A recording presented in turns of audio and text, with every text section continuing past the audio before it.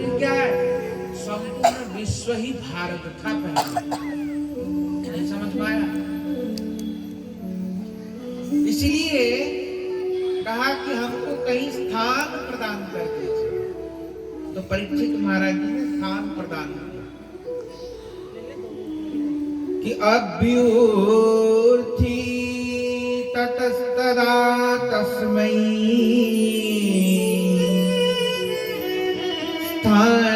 स्थानानि कलयेनदौ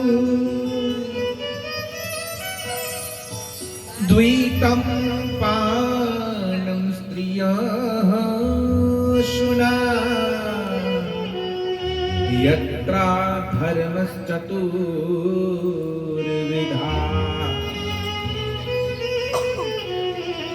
बोलते हैं अभ्युर्थास्तथा तदा तस्मै, मैं तुमको 4 स्थान प्रदान करता हूं।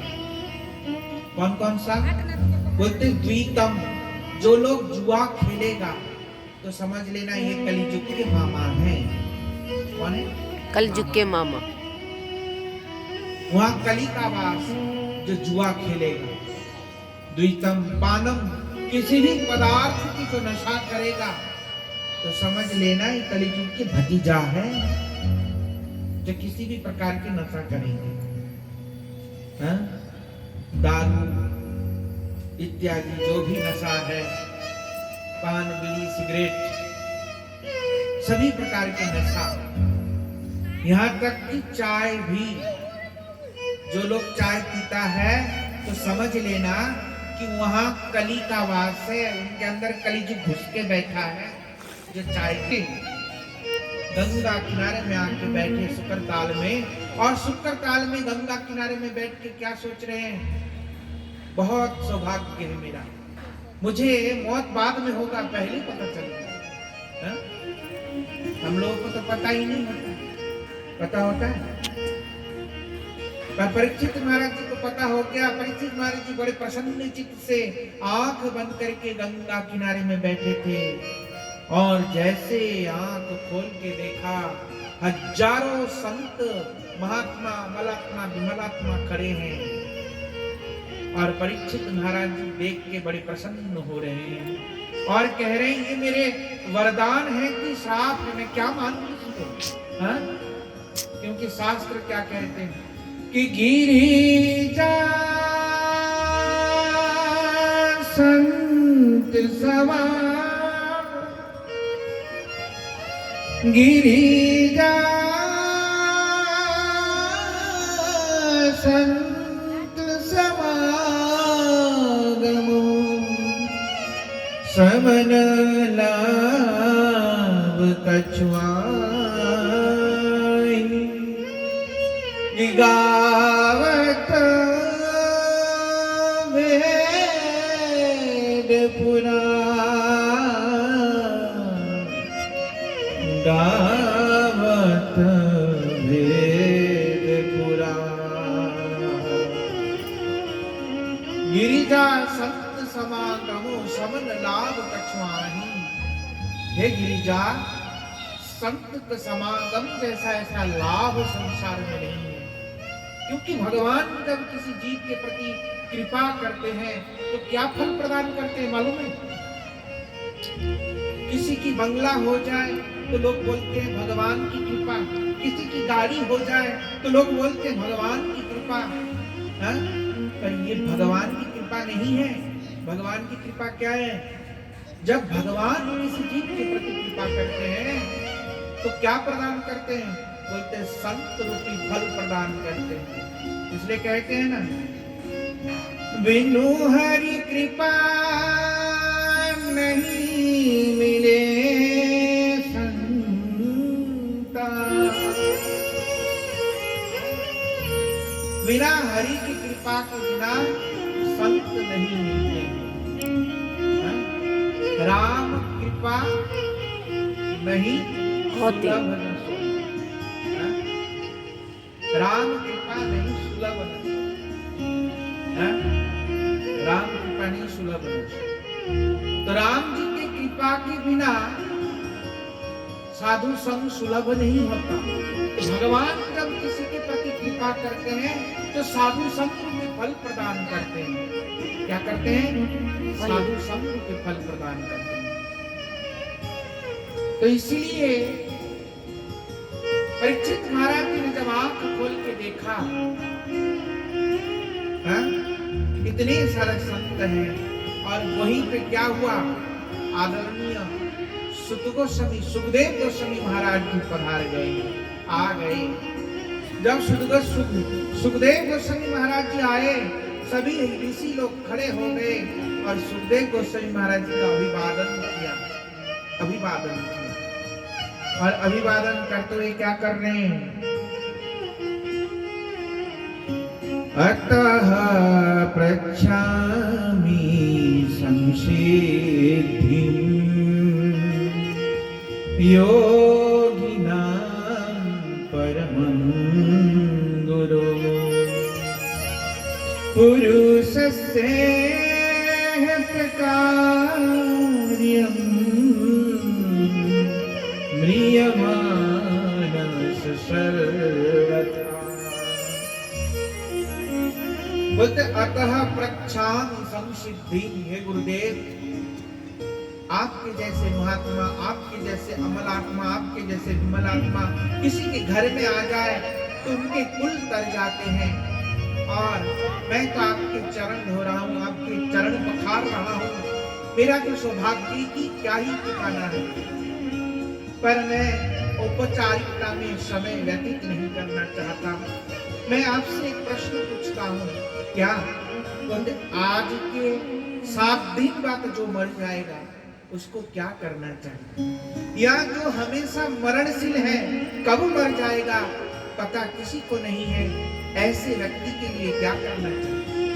क्योंकि हम सब लोग एक न एक दिन मरेंगे कि नहीं?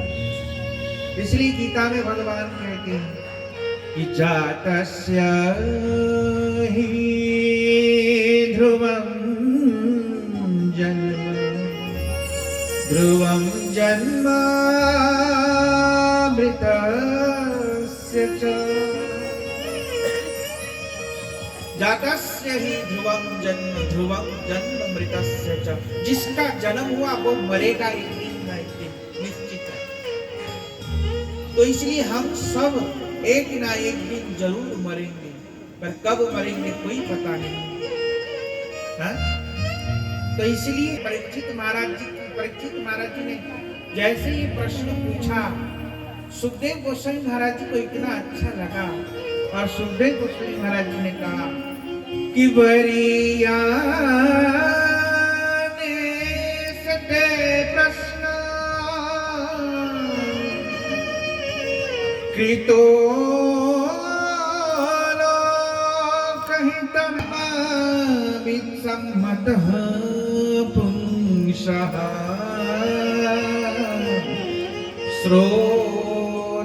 श्रोतव्यादिषु यः परः। बोलते बरिया ने सते प्रश्न, तुम्हारा जो प्रश्न है ये केवल तुम्हारा नहीं, कृत लोक हित नृप, सभी मनुष्यों का प्रश्न है, सभी प्राणियों का प्रश्न है, सभी जीवात्माओं का प्रश्न है, केवल तुम्हारा अकेले का नहीं। क्योंकि सभी लोग मरने वाले हैं, एक ना एक दिन हम सब मरेंगे। तो उनके लिए प्रश्न, तो जो मरणशील है, जो मरने वाला है, उनको क्या करना चाहिए? तो कह रहे हैं कि निद्रायते नक्तं व्यवाये न च वावयम् दिवाचर्थे हया राजन् कुटुम्बवनेना। निद्रायते नक्तं, बोलते संसार में कलियुग में प्रत्येक व्यक्ति की आयु ईमानदारी से 100 साल का है, पर कौन जीता है आजकल 100 साल? 60 में जाके लोग लुढ़क जाते हैं।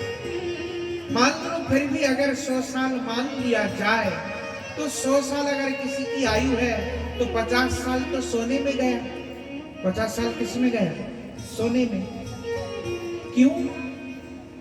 क्योंकि दिन में रात में सोता है, दिन में जागता है। 24 घंटा का रात दिन एक दिन होता है। तो 50 साल ईमानदारी से सोने में गया, बाकी कितना बचा? 50 साल।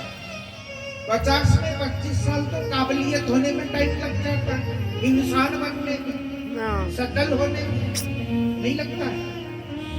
25 बरस पढ़ाई लिखाई काबिलियत होने में टाइम लगता है। और 25 बरस गया और बचा कितना? 25। और उसमें भी अगर किसी की विवाह करा दिया जाए, जो भक्ति माता पिता के चरणों में होता था अब तो श्रीमती जी के चरणों में हो जाता। कहते उठो बैठो बैठो, ऐसा तो बता रहे हैं भजन का नियम कि जिता जिता सनो जिता श्वासो जित संगो जितेन्द्रिय स्थूले भगवतो रूपे मनः। फिर क्या करना चाहिए? बोलते संपूर्ण जगत को क्या समझना चाहिए? भगवान के स्थूलाकार में निर्णित करना चाहिए। ये संपूर्ण जगत भगवान के आकार से है। पेड़ों को भगवान के लोम समझना चाहिए। लोम समझते हैं? भगवान के बाल शरीर है। ब्रह्मलोक को भगवान के सर को सर समझना चाहिए। स्वर्ग लोक को जंघा इत्यादि समझना चाहिए। ऐसे करके पूरा विश्व को मतलब पूरे ब्रह्मांड को भगवतमय देखना चाहिए। ऐसे ऐसे कह रहे स्थूले भगवत रूपे, भगवान का रूप का धारणा करना चाहिए। परीक्षित महाराज ने पूछा आखिर भगवान की कैसी आकृति है, भगवान कैसे दिखते हैं? परीक्षित महाराज जी ने पूछा। जब परीक्षित महाराज जी ने पूछा तो परीक्षित महाराज जी को बताते हुए कह रहे हैं कि देखो, जब सृष्टि में कुछ नहीं था, जब ये संपूर्ण सृष्टि में कुछ भी नहीं था, तब भी मेरे प्रभु श्री नारायण थे। तो भगवान के नाभि कमल से ब्रह्मा का उत्पन्न हुआ। सबसे पहला जीव संसार का ब्रह्मा जी। जब ब्रह्मा नाभि कमल से उत्पन्न हुआ तो ब्रह्मा चारों सर दिया भगवान ने, जो चारों दिशाओं में देखा और सोचने लगा मैं आया तो आया कहां से, कहां से मैं आया तो आया कहां से, ऐसे सोचने लगा। और कमललाल के अंदर घुस गया। और कमललाल इतना विशाल इतना विस्तृत कि उसका था नहीं लगा पाया। बार बार अंदर जाए फिर बाहर आए, फिर अंदर जाए फिर बाहर आए। अंत में निहाल होके बैठ गए।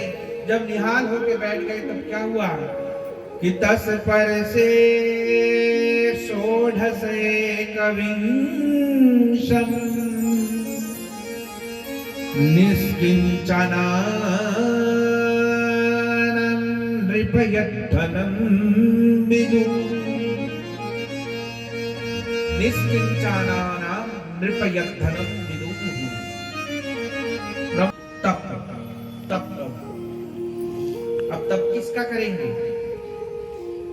तप करने के लिए तो मंत्र तो किसी को देना पड़ेगा ना। मंत्र नहीं तो किसका तप करेगा? गुरु तो होना चाहिए। बिना गुरु का तप कर सकते हैं कोई? नहीं कर सकता। तो ब्रह्मा जी कैसे करे तप? तब सुनाई दिया। पर तब कैसे करे? तो ब्रह्मा जी को भगवान ने अपना बांसुरी के द्वारा ब्रह्मा जी को मंत्र प्रदान किया। भगवान कृष्ण ने बांसुरी के द्वारा मंत्र प्रदान किया। बांसुरी के द्वारा गोपाल मंत्र, ब्रह्म गायत्री और काम गायत्री मंत्र इत्यादि भगवान ने प्रदान किया। और मंत्र जप करते करते हजारों साल व्यतीत हो गया, तब भगवान का साक्षात दर्शन हुआ। और जैसे दर्शन हुआ तो क्या हुआ, भगवान ने हाथ पकड़ के ब्रह्मा जी का नाम रख दिया, विधाता। ब्रह्मा जी कहते हैं, प्रभु जरा सा किसी को सुख संपदा क्या आ जाता है, लोगों के अंदर अहंकार आ जाता है। क्या आता है? अहंकार। और आपने तो मेरे को विधाता नाम रख दिया, मेरा क्या होगा? तो भगवान कहते हैं, जब जीव मुझे नहीं जानता तब अहंकार आता है, जीव जब मुझे जान जाता है तो उसको अहंकार नहीं रहता। बोलते कैसे? बोलते देख ब्रह्मा, जब तुम्हारा 100 साल हो जाता है ना, तो मैं एक बार, मेरा एक निमिष काल होता है। कितना होता है? निमिष काल। मैं एक बार केवल पलक झपकता हूं और खोलता हूं, इतना। केवल पलक झपकने का समय होता है जब तुम 100 साल तुम्हारा हो जाए। फिर जब मैं खोल के रखता हूं तब तक तुम्हारा 100 साल होता है। जैसे झपका देता हूं तुम्हारा 100 साल पूरा। मैं केवल पलक झपकता हूं और खोलता हूं, जो समय है उतने में तुम्हारा 100 साल हो जाए। हाँ, मैं भगवान है वो तो। समझ में आया? मतलब ब्रह्मा जी के 100 साल में भगवान एक बार पलक झपकाते हैं, फिर 100 साल जब हो जाता है तो भगवान एक बार पलक खोलते हैं, मतलब 200 साल। अब ब्रह्मा जी का 100 साल कैसा है? गीता में भगवान ने कि सहस्त्र चतुर्युग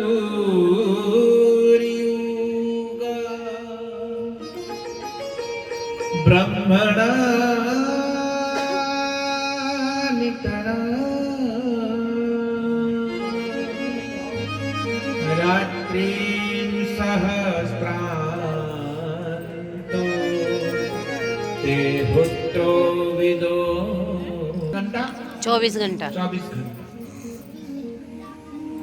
तो ऐसे करके ब्रह्मा जी का जब 100 साल हो जाता है तो भगवान का एक निमिष काल।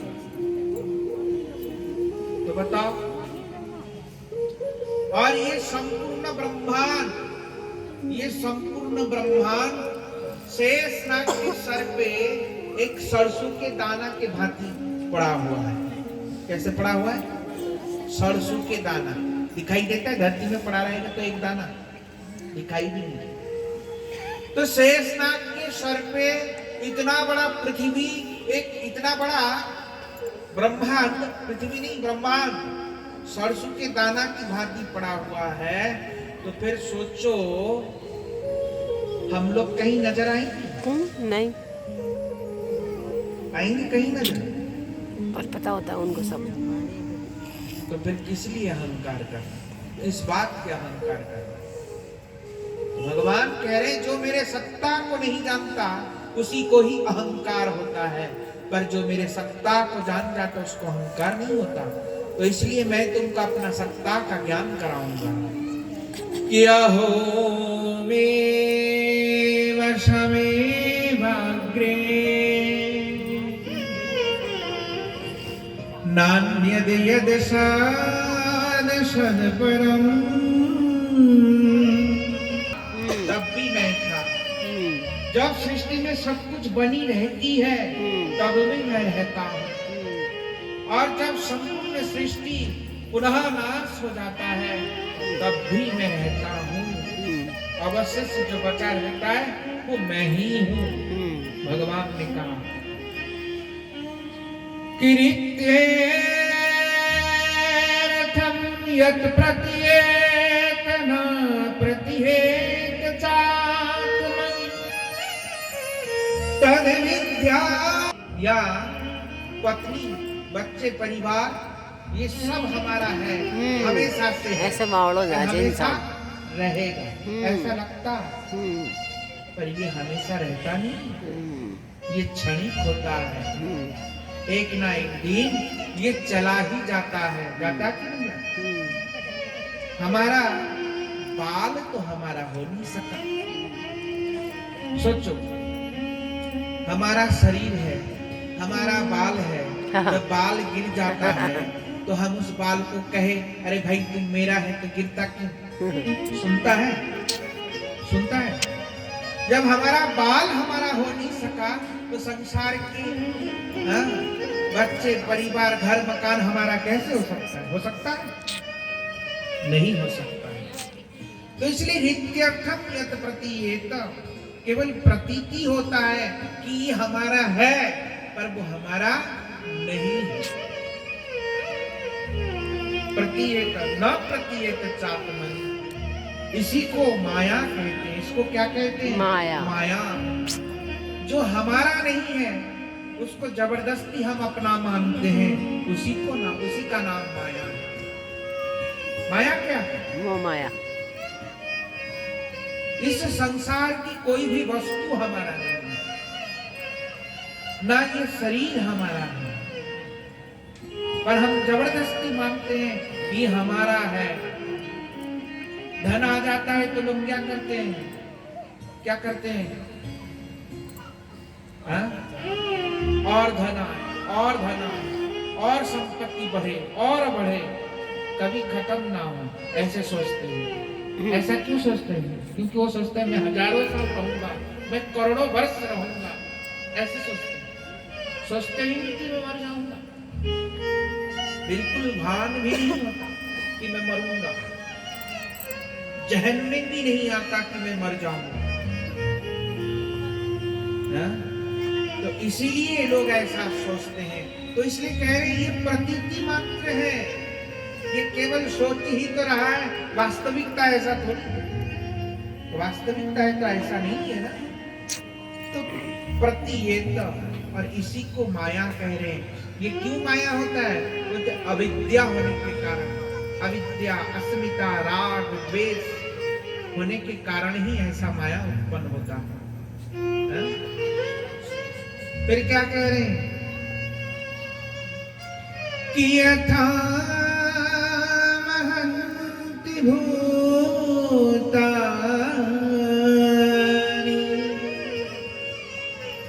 भूतेषु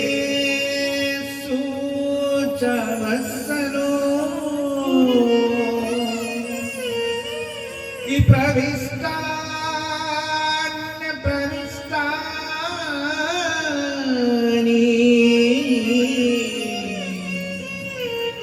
ते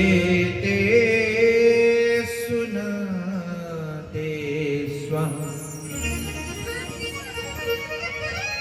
तथा तेषु चाप्यहम्। बोलते यथा महन्ति भूतानि, जिस प्रकार देवता लोग अपने लोक में रह के भी इस सृष्टि में भी रहते, सर्वत्र वायु सर्वत्र है, पृथ्वी सर्वत्र है, अग्नि सर्वत्र है, हवा में भी अग्नि है कि नहीं? पर अपने अपने लोक में भी है, स्वर्गलोक में भी विराजमान है कि पूर्ण शरीर रूप में। उसी प्रकार भगवान कह रहे हैं मैं सर्वत्र होता हूँ, पर मैं अपने स्वयं धाम में भी हमेशा विराजमान रहता हूँ, वृंदावन धाम में भी हमेशा रहता हूँ, सर्वत्र होते हुए भी मैं सब अपने धाम में भी विराजमान रहता हूँ। भगवान ऐसे तो कहीं ब्रह्मा को विशेष रूप से समझाया, कहीं विशाल रूप से समझाया, कहीं ज्यादा कहीं कम करके ब्रह्मा को ज्ञान प्रदान किया, चतुर्श्लोकी भागवत प्रदान किया ब्रह्मा को। और ब्रह्मा को कहा तुम सृष्टि की रचना करो। और ब्रह्मा सृष्टि की रचना करने आए तो सृष्टि रचना करे कहाँ? सृष्टि रचना जब करने आए ब्रह्मा, तो ब्रह्मा भी भगवान की चिंतन करके मन से संतान उत्पन्न किया, मानसिक पुत्र।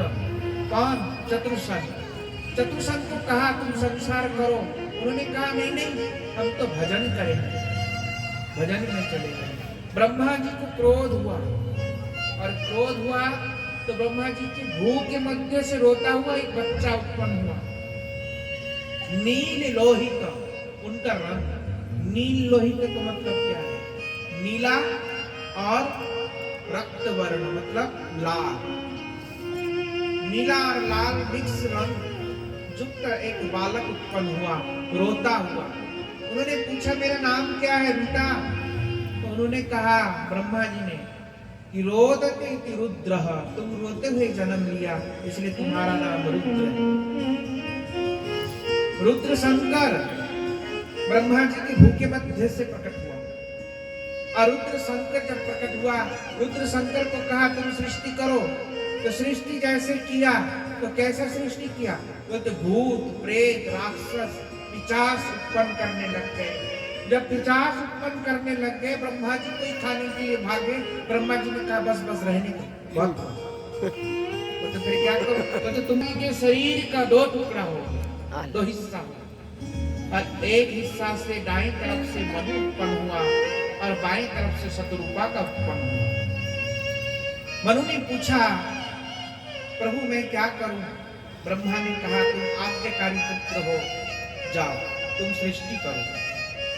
अब मनु जब सृष्टि करने आया तो देखा क्या, पृथ्वी तो है ही नहीं, सृष्टि कहाँ करे? ब्रह्मा जी को कहा प्रभु सृष्टि कहाँ करे, पृथ्वी तो है ही नहीं, ऐसे कहा। तो पृथ्वी को कौन हरण करके ले गया? हिरण्याक्ष। हिरण्याक्ष पृथ्वी को हरण करके ले गया। हिरण्याक्ष क्या सोच रहा था कि देखो इस पृथ्वी को मैं बगीचा बनाऊंगा, हरण करके ले गया। जब ब्रह्मा जी को कहा तो ब्रह्मा जी ने भगवान की स्तुति किया और भगवान की जैसे स्तुति किया तो ब्रह्मा जी को छींक आया और छींक आते ही देखते एक नन्हा सा बरहा प्रकट हुआ और बरहा भगवान प्रकट होकर विशाल काय शरीर प्रकट हो गया। बोलिए बरहा भगवान जय हो। नहीं समझे? बरहा भगवान नीचे उतर के आने लगे। इतने में आकाश में हिरण्याक्ष उड़ रहा था, नारद जी मिल गए। नारद जी को कहते बाबा राधा रमण करते हो, कुछ दो हाथ में करते कुश्ती। बोलते भैया हम ऐसे कुश्ती वुस्ती नहीं करते। बोलते फिर क्या करते? बोलते अरे हमारे बाजू में तो बड़ा कुचरी होता है, हमको तो कुश्ती मांगता है, हम तो लड़ने को मांगते हैं। बोलते हम लड़ाई झगड़ा नहीं करते भाई। बोलते तो हमको तो चाहिए लड़ाई झगड़ा। तो नारद जी कहते हम लड़ाई झगड़ा करते नहीं, पर हाँ हमको लड़ाना भिड़ाना बहुत अच्छा है। बोलता अच्छा तो फिर ऐसा कोई पहलवान का नाम बताओ। बोलता हाँ वो बता सकता हूँ, एक ऐसा पहलवान का नाम बता तुम चलेगा? बोलता हाँ हाँ बिल्कुल बताइए कौन है? तो नीचे उतरो, नीचे उतरो। अभी देखना एक बरहा गया है, उसको छेड़ना, बढ़िया पहलवान है। बोलता अच्छा। बोलते कभी बाजू में कुछ नहीं होती, इतना बड़ा? बोलता हाँ। उसको लेकर के कौन निकल रहे थे? बरहा देव। और जाके रास्ते के सामने खड़ा हो गया। बोलते अरे मेरे पृथ्वी को लेके कहाँ जा रहे हो चोर कहीं के? बरहा जी को ऐसे कहा। बरहा जी ने कहा ऐसे कुत्ते कितने भौंकते रहते, हमको क्या मतलब? बरहा जी रास्ता काट के जाने लगे। जब रास्ता काट के जाने लगे तो बोलते अरे चोर कहीं के, ऐसे कहा। बरहा जी फिर भी कुछ नहीं कहा, दूसरा रास्ता काट के फिर जाने लगे। फिर क्या कहा? फिर तो कह दिया अरे बोलेगा कैसे, औकाती क्या है, जंगली जानवर कहीं का, ऐसा। बरहा जी कहते ये तो मेरे को छेड़ रहा है, इसको तो बताना पड़ेगा। तो बरहा जी ने क्या कहा कि सत्यम वयम भो मन गोचरा मृगा पीयूष मद विधान मृगय ग्राम सिंह न मृत्यु पासै प्रतिमुक्तस्य भीरा विकथनं तव गृह्णन्त भद्र। बोलते सत्यम भो, तुमने जो कहा बिल्कुल सत्य है, बिल्कुल सत्य है। मैं जंगली जानवर हूँ, पर मेरे जैसे जंगली जानवर तेरे जैसे कुत्ता को ढूंढता, ऐसा कहा। तब हिरण्याक्ष कहते क्या कहता है? मेरे को कुत्ता कहा और गदा लेकर के मारने गड़बड़, मुझे कुत्ता? कह के गदा लेके मारने दौड़ पड़ा। और जब मारने दौड़ पड़ा भयंकर युद्ध हुआ। कितने बार तो भगवान के हाथ से गदा गिरा दिया। देवता लोग कहते हैं बहुत खतरनाक है। छुप छुप के देख रहे थे देवता, सामने ही नहीं आ रहे थे। भगवान ने कहा बहुत हुआ, और भगवान ने एक तमाचा मारा, हिरण्याक्ष के शरीर भर गया। एक तमाचा। अब क्या हुआ कि भगवान पृथ्वी देवी को लेके स्थापना कर दिया, और स्वयंभू मनु के 3 पुत्री हुई, आकृति, देवहूति, प्रसूति, और 2 पुत्र हुए, प्रियव्रत और उत्तानपा। और स्वयंभू मनु के जो माता देवहूति है, उनका विवाह ऋषि कर्दम से कर दिया गया। और ऋषि कर्दम ने कहा था कि मेरा जैसे ही पुत्र होगा अपराध होता है ऐसे करने से। क्यों होता है? मान लीजिए स्कूल में आप गए, और स्कूल में जब वो कराते हैं ना, लिखते हैं नाम सबके, हाजिरी, तो सब लोग हाथ उठा के बोलते हैं जी सर कहते हैं। हाँ।